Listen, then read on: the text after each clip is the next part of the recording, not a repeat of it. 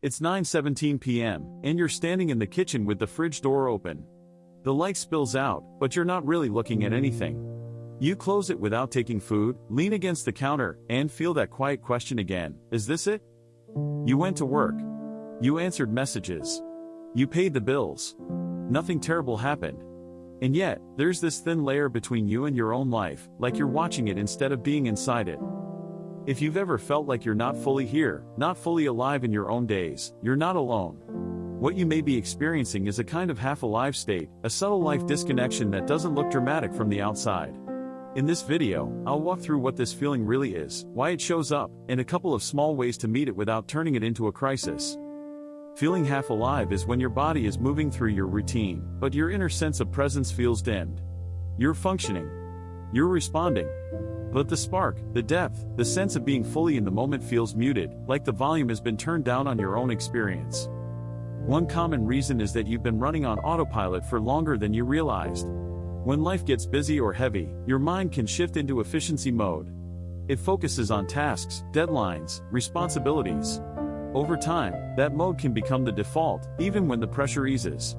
So you move through your week checking boxes, but you rarely pause long enough to actually feel where you are, like driving home and not remembering the last 5 turns you took. Sometimes, it comes from protecting yourself in subtle ways.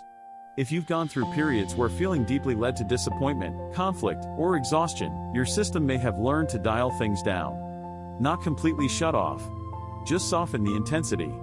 It can seem safer to stay slightly detached than to risk feeling too much.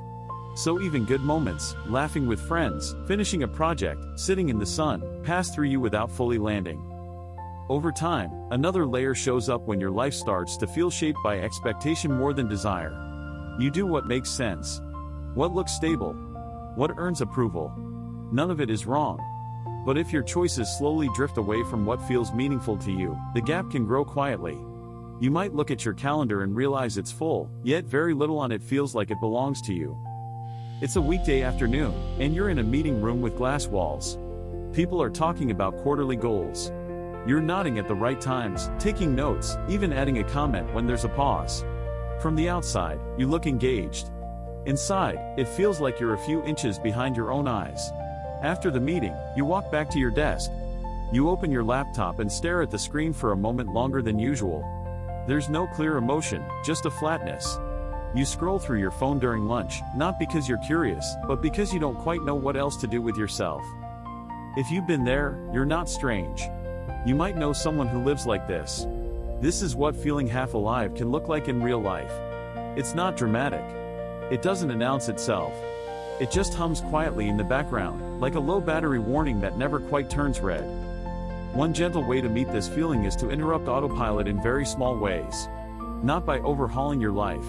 Just by noticing one sensory detail on purpose. When you're washing your hands, feel the temperature of the water. When you're walking to your car, notice the sound your shoes make on the pavement. It may seem too simple, but presence often returns through the body first. When your attention lands somewhere real and specific, even briefly, it can thin that layer of distance. Another quiet practice is to ask a different question at the end of the day. Instead of "Did I get everything done?" try asking, "When did I feel most like myself today?" The answer might be small. A moment of honesty in a conversation. A few minutes alone in your room.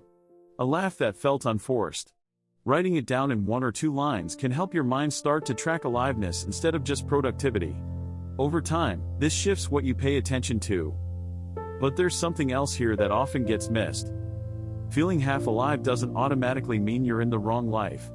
Sometimes it means you've been strong for a long time. You've adapted. You've handled things. You've kept going. And in doing that, you may have set aside parts of yourself that felt softer or slower. When you live in constant problem-solving mode, it's hard to stay connected to wonder, curiosity, or simple enjoyment.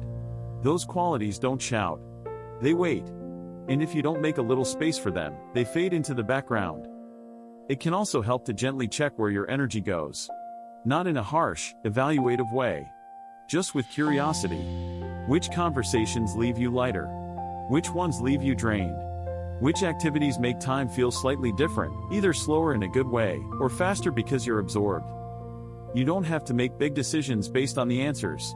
Just noticing patterns can slowly close the gap between you and your days.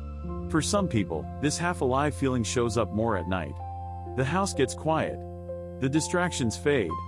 And you're left with a vague restlessness. You scroll, you watch something, you snack, not because you're deeply invested, but because silence feels too empty. In those moments, it can help to sit still for just a minute longer than is comfortable and ask, what am I actually feeling right now? Not to solve it. Just to name it. Tired. Lonely. Bored. Numb. Giving it a simple word can bring you back into contact with yourself. None of this is about forcing intensity back into your life. It's about allowing small moments of contact. Aliveness doesn't always look like passion or excitement. Often, it's quieter. It's noticing the taste of your coffee. It's feeling a breeze on your face and actually registering it. It's saying what you really think in one small sentence instead of swallowing it. If you've been wondering why everything feels slightly muted, it may not mean something is broken. It may mean your system learned to turn the volume down to cope, to perform, to survive busy seasons. This is for people who look fine on paper but feel a little distant in private. For people who get through the day competently, yet lie in bed at night asking if there's more to feel. You don't have to suddenly become a different person to feel more alive. Sometimes it starts with one honest moment of attention. One small choice that feels like it belongs to you. One breath where you notice you're actually here. And that quiet noticing, that simple return to yourself, can be enough for now.